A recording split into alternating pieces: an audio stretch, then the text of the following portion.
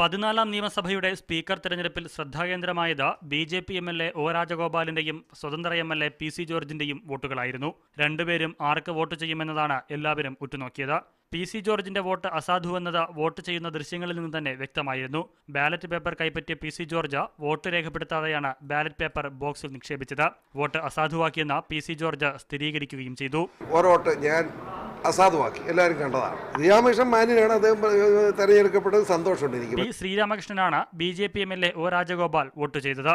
ഇടതുപക്ഷത്തിന് വോട്ട് നൽകിയത് സംബന്ധിച്ച രാജഗോപാലിന്റെ പ്രതികരണം ഇങ്ങനെ: ഞാൻ സ്വാഭാവികമായിട്ട് ഇവിടെ ശ്രീരാമകൃഷ്ണൻ എന്നുള്ളതായ ഒരു നല്ല പേരുള്ള എൻ്റെ ഒരു പഴയ സുഹൃത്ത്, മാർക്സിസ്റ്റ് പാർട്ടിയിൽപ്പെട്ട ആളാണെങ്കിലും ധാരാളം കാര്യങ്ങളിൽ യോജിപ്പുള്ളതായിട്ടുള്ള സുഹൃത്ത്, അദ്ദേഹത്തിന് വോട്ട് ചെയ്യുകയാണ് എൻ്റെ ധർമ്മം എന്ന് ഞാൻ കരുതി.